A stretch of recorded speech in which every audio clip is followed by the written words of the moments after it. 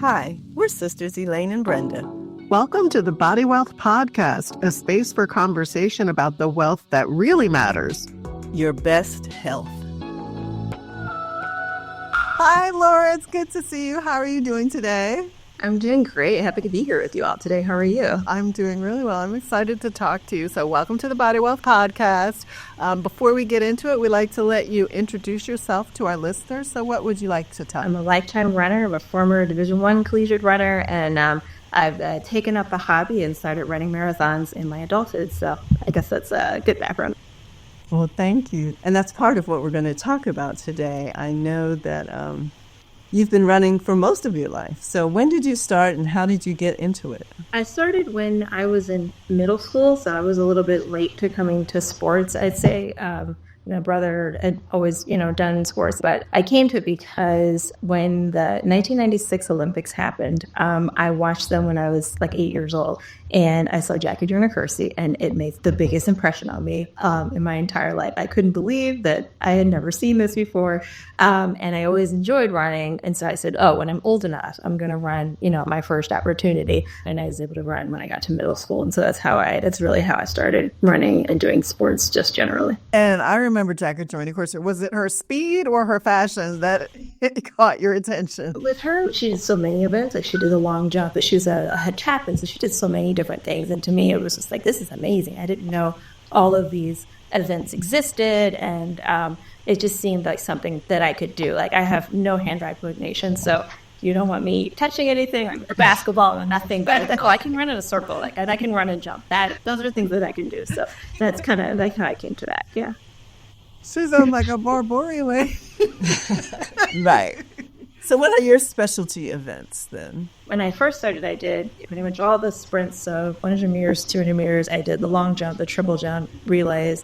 In college, I did just the sprints, so 100, 200. And then as an adult, I've gotten to do it in longer distances. So, half marathons, 10K, 5K, marathons is what I've been doing since then.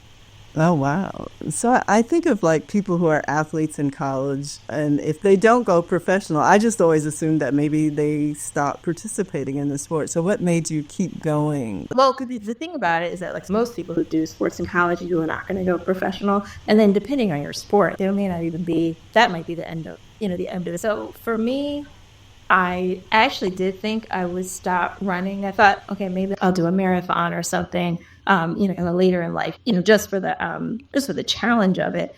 And then it was a few years, like when I was in, my 20s, where I realized, this is actually permanently part of your life. Like this is just, it wasn't an identity you had when you were in high school and in college. This is permanently part of your life. And so my relationship to it is a little bit different from what it was when I was competing when I was younger, but it's really part of who I am as a person. And then also like it helps me a lot to have that to have the structure and the training and all that in my life. Like it's 3 p.m. we're like, I'm ready to go to practice. Like that never really went away. It's just kind of part of who I am. So let's talk about both those sides. Like what does it give you as part of your identity, and what benefits do you see as an adult having running as a part of your life? I say, part of my identity, and particularly as a woman, I say it really gives me a lot of confidence. I don't necessarily walk out and say, hey, I'm a runner all the time.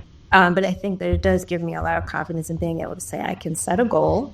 I can work toward it. I can, meet it. It may not go the way that I want it to go all the time, but I can still work toward those interim steps to, eventually meet the goal. And it just, that helps me have confidence in other areas of my life. I get that. Like we can do hard things, right? It's like if I could do this hard thing, then maybe over here I can do a hard thing too. Yeah, exactly. I think another part of it is being able to like create the space to do hard things, which I think is really difficult, particularly when you're an adult, because when you're a kid, like you have, my coach said I have to do this, my mother said I have to do this, my father said I have to do this, somebody else is telling you what you have to do. And so you don't really have to negotiate with anyone and say like, hey, I really can't make that because I have to run in the morning. And they're like, what? And people look at you like, what? It's like, yeah, it's like, I'm gonna have a drink because I have to I have a long run in the morning. It's like, why did you do that on a Sunday? And it's like, I set a goal, I want to meet it, and it's hard to do. And I think that that also has been really helpful for me to be able to create just a little bit of, space to go running and to train. And there's obviously the physical benefits of doing it as well. So what are those physical benefits? For me, it's the biggest one right now, sort of quality of life, like currently. And then I think the future a lot. I've been through experiences with, family members who, have gone through long illness and that sort of thing. And so I think about how do I, my next 40 years, what are the things I need to do to set myself up for that? So doing weight training along with the running, having the eating habits and things that go with that, and sleeping habits, which are huge. I think those are things that I want to continue in my life. And so I look at something that, current quality of life, it's certainly improved just sort of my stamina. Like I walk up 3 flights of stairs, I feel just fine. So that's not always the case, but it helps there thinking long-term about the things that I can control. There are lots of things that you can't control, but if working on the things that I can control. And currently it helps with, it's very meditative. Which you may not think, but particularly distance running, more so I'd say than sprinting. So if I have a long run on Saturday, that's 90 minutes, 2 hours, that's just time to myself, with my thoughts that I'm working towards something. It might be a difficult training run, but it gives you, it's hard to describe, but it's like meditation for me. So I get that, in the moment. And then just knowing that I'm currently working on things that will help me have good quality of life. Right now, I feel good. I can manage blood pressure and cholesterol, all those sorts of things. It's just something that I think about all the time because I know down the line it'll be important. It'll continue to be important. Well, you said sleep, because sleep is an issue Brenda and I have talked about before that we have a little trouble with right now. Do you find running helps you sleep? Not that I'm going to start running to help sleep, but I just wondered, right? I would say I've had lifelong problems with sleep, and it's not unusual in my family to have that. So it's something that's on my mind a lot. What I'll say is running makes me pay attention to things that I wouldn't necessarily, that I would let go. Because I can get very absorbed in my job and other things like that. So there's lots of things that I would let go or forego because, I didn't have anything else to do.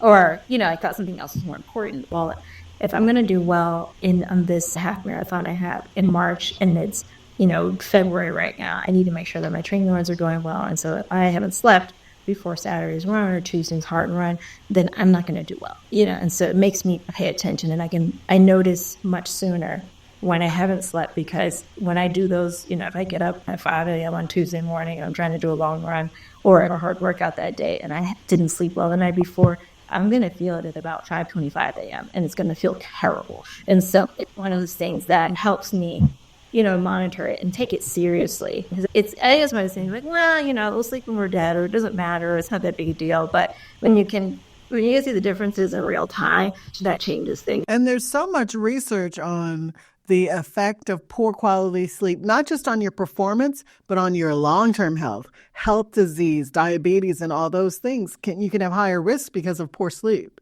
So if you notice you're not getting a good night's sleep, what are some of the things you do to try to make sure you do get a good night's sleep? I'll start to shut things down after about 3 days. So if I notice for 3 days, you're not doing well, that's when the tartary juice comes in. That's when I'll start, I have a much better sleep hygiene routine than I did before. It was I could be very militant about the phone, the television, the screens are off at least an hour before, you have your aromatherapy or whatever it is, that I need is you take a bath at night or something like that, just to get into the sleep zone. But I'll start doing that and be just really careful about, when I go to bed. And then there will be things the next morning, it's not getting up as early. If you haven't slept, whatever you thought you were going to do that morning, you need to prioritize, this extra time, at least the rest time. It's helped me at least to write. Sometimes I'll have a hard time, I'm worried about whatever it is. And so, morning after I haven't slept well, writing down everything that I'm worried about. And then, okay, what are the things that you can do to kind of, to control that? And that helps, by the evening to just have that habit of getting those things out of my head. I don't really take any medication, but I will take the tart cherry juice for me at least, which may not, I don't know what science behind it, but it helps me absolutely. And so I'll do that. I've heard of that, and I have some in my refrigerator. Right, from my experience, like it helps. I mean, kind of in concert with other, kind of good sleep hygiene activities, but that's a big one. Well, it sounds like you have a great routine. Has there been a time in your life when, due to injury or anything else, that you haven't been able to run, and how has that affected? I did my first marathon in 2018. It was a Marine Corps marathon. I trained on my own because it's expensive to have a coach and all that. So I was like, I'll just glean everything that I can get from the internet and like all my, experiences as an undergraduate runner. I got excited. And so like I trained for like 9 months and I did a little overtraining. And so I did the race and I ended up hurting myself. And so I pretty much couldn't run for like a year. Terrible. I said, no, let's take a break. And I didn't come back to it until the pandemic. Because I think like many people, I needed some kind of outlet. So going from basically being on the sofa all the time or, at home all the time, as many of us were, I was like, I'm going to get up every morning, it's like, 4 or 5 miles every day, fine. But my body was not ready for that. Yet I hadn't really recovered what I needed to. So I went through kind of a long, kind of drawn out saga with my feet, which is something I had never really dealt with before. And that sent me to a physical therapist. And I'd say still almost another year of getting my gait together and like lots of things that for me were embarrassing because it's like, okay, you need to go at a very slow pace, and I was like, okay. And you're going out there, I was like, run 1 minute, walk a minute, run 1 minute, walk a minute. I had to learn how to recover and how important that is. And I think when I was younger, I did have injuries then, but I didn't really take that as seriously. And now I understand you have to actually, have the recovery, which is the other side of it. Coming back from being injured, I had started to understand and think, you need to be kind to yourself, kind to your body, be more gentle. And then really the recovery part really requires as much attention or focus as the stress part, as the training part, which I hadn't really understood before. When you're younger, your body doesn't need the same type of recovery. At least I found that personally. It's natural that I think you would come to appreciate that as you age.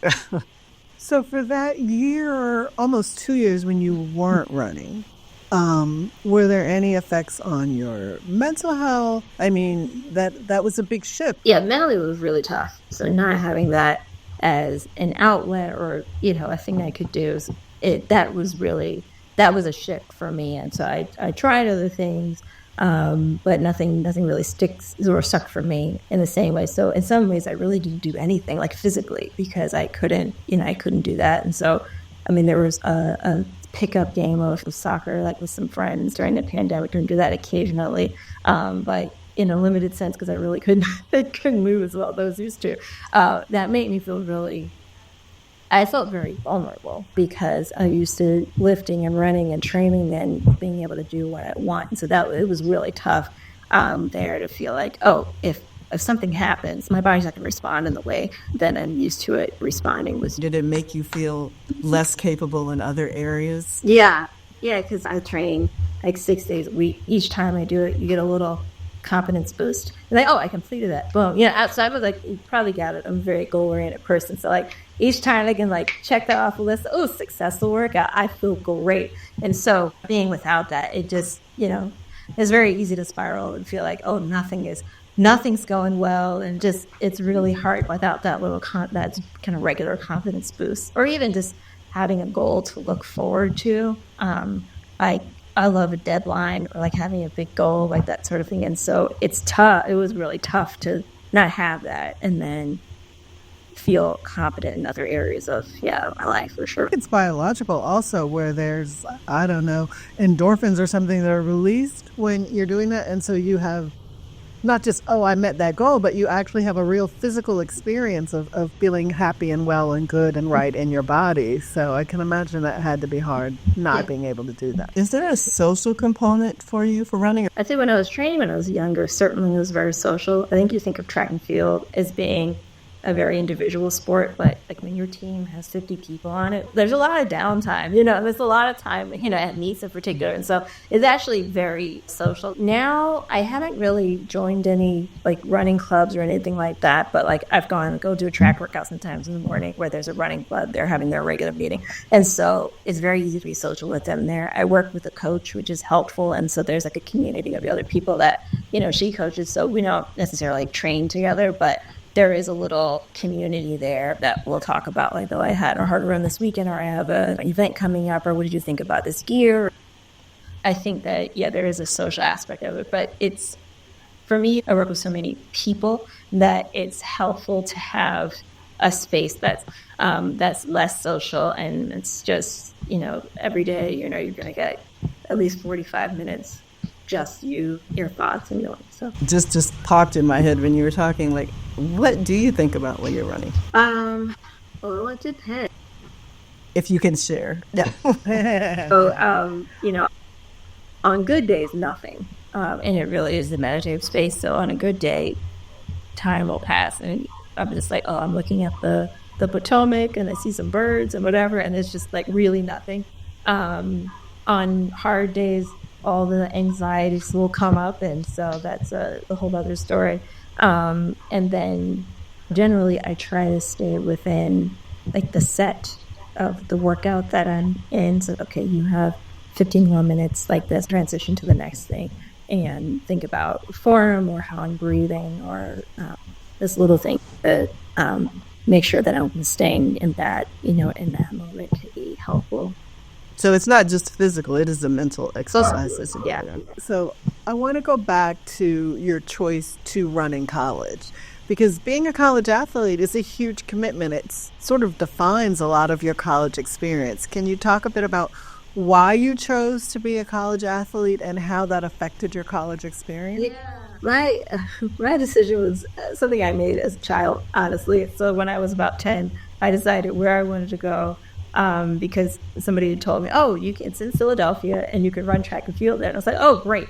That's what I'm going to do. It was essentially like, I want to see what I can do. It's kind of the same thing that drives me now to run, where it's like, I'm not, going to be elite because I have a job. Like, it's like, I'm not a professional runner, but I want to see what I can do. And it was the same thing in college. It was just to see, to see what I could do, and to know that I could compete at that level. Was it something I'd always wanted to do? And to me, at the time, at least, it seemed like, well, that's the end of the line. You may as well go as far as you can go if you could do it. So that was how I thought about it.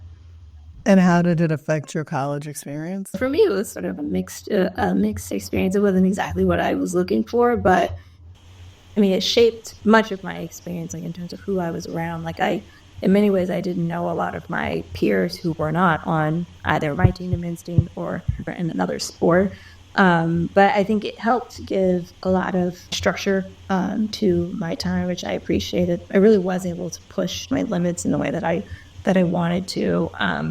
And getting to travel and see other parts of the U.S., it means that I wasn't necessarily going to get to do. That was awesome. And I think also I learned a lot about the realities of what sports at that level, and as you get closer to professional, like what that looks like. And so I think that certainly shaped my experience. I mean, there were many parts of it that were a lot of fun. Like, I mean, we would have, 10 relays every year, and professionals would come, and you would have the celebrities and all, they had the step show and all, everybody coming in town. Like, that was amazing. And, Usain Bolt came through, and it was a lot of fun. Do you think you missed anything? I think I got more than I missed, honestly. I wasn't so into the idea of my college life. I was more like, okay, I want to get a good education and I want to run. And that was really, that was it. So I think in terms of like campus life and culture and that sort of thing, it wasn't what I was looking for. Do you come from a family of athletes? Let's see, like my close family, yes, lots of sports. Like my father had done like all the sports growing up, but particularly baseball. And he was a big influence in trying to get me to do sports from when I was very little, and trying to get me to run from when I was very little. And my brothers certainly did lots of sports. My grandfather, he played football in college. My grandmother, well, allegedly she was on the track team. She was in college, so that was. She said she was a thrower, but she was,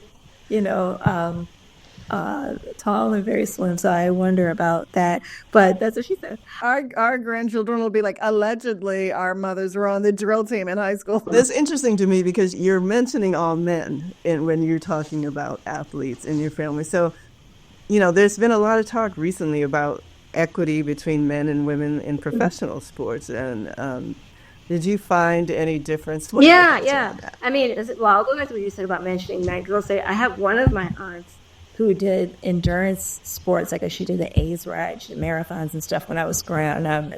I don't even know what this is. And we would go on vacation, and she was like, I need to knock out these crunches. I need to go to the gym, or I have to do this training run while you guys go to do whatever. And I'm like, I don't even know what this means, but this seems like me all doing it again. I think it's cool. So I'll say that was an early female influence of okay, you can, do sports more seriously. And I'll say the same grandmother that I was talking about, she would go hit balls with friends, like tennis balls, and she had a walking buddy at the track. So I would see that, stuff as, as an adult, and I said, okay, being active is important, but maybe not so much about organized sports. But when it comes to gender equity in sports, I think we have a long way to go. I think things are different now in this kind of Caitlin Clark era.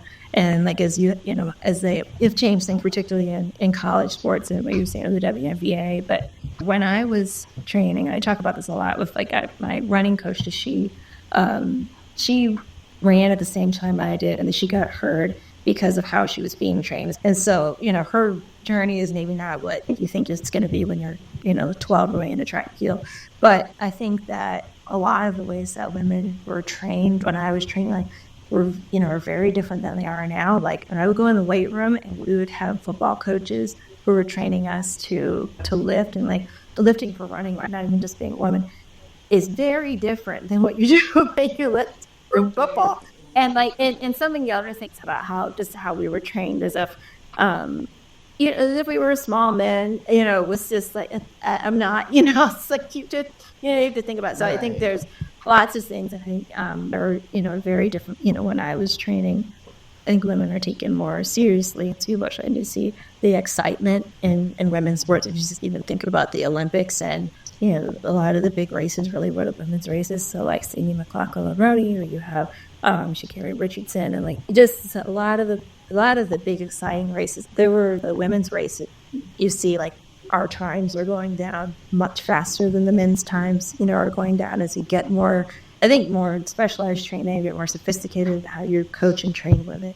Just take it seriously. But I think there's this idea that we're not as strong, that we can't do as much, or that we shouldn't lift as much. But now you see even the distance runners, it's oh, these women are jacked. I think they're changing standards in how women look generally. It's okay.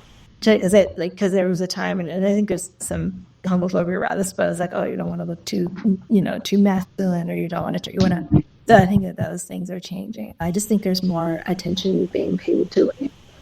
Yeah, I think about Alison Felix, and I heard how she started a daycare for the athletes when they were at the Olympics.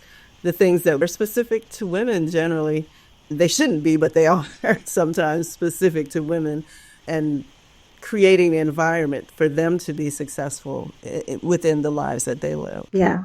I mean, I think about her experience, for example. She was just her workouts at 3 or 4 o'clock in the morning when she was pregnant the first time, because she was worried about Nike finding out. And then there ended up being she ended up leaving them and starting her own brand because of how poorly they treated her. This is the most decorated track and field athlete in the United States in our history. And that is how she was treated. And it's absurd.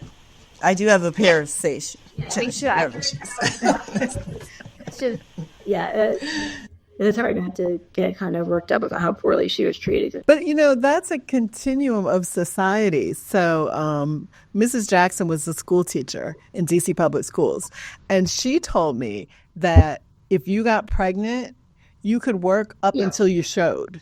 And once you showed, you had to leave work. Now, granted, that was a long time ago, but it's a continuum straight to Alison Felix where being pregnant is a state of being that is not acceptable for you to represent something, and good on her. I hope she's making billions. Okay, we do have 3 more questions that we want to ask. So the first one is, if there is a Black woman who does not have a history of running, but is interested in pursuing running, but maybe a little bit scared, what would you say to her?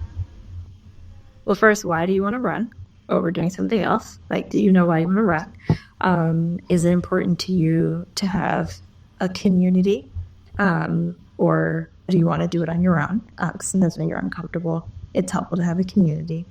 Then I would ask, what are you willing to say no to in order to say yes to this? Because it takes time. Even if it's, we're doing an hour a week, like it's an hour you're probably taking care of somebody else, to be honest with you. And so what are you willing to say no to in order to do it? Right. I love that. Yeah. How do you feel being a Black woman impacted your experience as an athlete and runner in your life? Okay. Just some little questions. Starting from the beginning, like I was fast when I was, when I was younger. But I think that if I hadn't been Black, I wouldn't have been expected to do some of the events that I did, because what comes more naturally to me, really, like I have good like foot speed and all that, but I should have run like the 800 meters or the mile, like that would have been, or 1500, particularly what you see the professionals doing now, because they all have a lot of foot speed. So I think that affected it, and really through college. I think it tends to be a very white space, more of an affluent space when you get into, hobby running as an adult. So doing, 5Ks up to marathons. And so I think when I go out running, particularly if I'm in a city that I don't know, that impacts how I think about, my identities, like as a woman and being Black, is like, how comfortable do I feel, in this place, and how are there other people in space for me? What am I wearing when I go out? Do I have on something cheerful, so that I don't look threatening, because that's running while Black is a real thing, and how do I look? And I notice that because sometimes it'll, I can physically tell if I'm in a place where I'm uncomfortable and I don't want to, I don't want to be here. And sometimes it's more for being, a woman if I'm going someplace by myself, and I'm, traveling for work or something, sometimes it's like, all right, hotel treadmill is what it's going to be, because it's not, I feel like a good look, this area. And I think that changes it. And I think feeling like a sense of belonging, keeping where I am in DC, like they have lots of Black women runners, and so I'm not the only one at events, but I do think, just even going into like running shoe stores and like, how are people, are they going to take you seriously? And then you ask, a couple questions, they're like, oh, you actually know this stuff. I'm like, yes, I do. I'm telling you what I want. And then, but it's that, just feeling alone can be challenging. Thank you. Our final question, it's not really related to running, but we ask this of everyone, and it's really an important question to us. What do you need from a medical provider to feel well cared for? To be listened to and taken seriously are the things that I need to. Because if you won't listen, it'll be hard for me to tell you when something really is wrong or if I'm uncomfortable. I learned that very early on, actually. I had an asthma attack when I was 9, and, do the whole thing, going in the ambulance, hospital, whatever. And afterwards, I had an opportunity to do a project at school all about asthma or whatever. And we had a family friend who is a nurse, Children's Hospital, and she came and talked to me, helped me with the project. But one thing that she particularly helped me with was explaining, like, to other, so I could do a part of my community service was like, I'm going to do a project to explain to other children, well, this is exactly what's happening to you when you go in the hospital. This is what a butterfly needle is. This is what they're doing. This is why they're doing it, whatever. And just how she was with me really set sort of my expectations, or like a model for me, rather, going forward for how I wanted to interact with my medical providers, because I could ask the question, she would explain it. I could say I don't understand, and she was able to break it down. And that's really what I hold my doctors to, like, since that. Have you been able to find that? Off and on, and I don't stay if I don't like the way the person is listening or not listening, then it's time to move on. I'm glad that you have that approach. I think we've heard so many stories of women who didn't take that approach and then wish they had. So I'm glad you learned that early. And it's been a delight talking to you. Thanks for having me. Yeah. Well, thank you so much. Thanks, Laura. So Be well. Thanks for listening. Want to hear our take on this conversation? Check out our After the Show episode right here. For resources related to today's topic, see the show notes. If you want to support Body Wealth, please subscribe on Spotify, Apple Podcasts, or YouTube. We'd also love it if you give us a 5-star rating and write a review letting us know what you love about the show. The Body Wealth podcast shares personal stories to inspire you. It does not constitute medical advice. For that, we encourage you to work with a trusted healthcare provider. We also want to remind you that the views expressed by our guests are their own. This podcast is dedicated to our mother, Jean Fernandez Barbour, who showed us what advocating for yourself really looks like.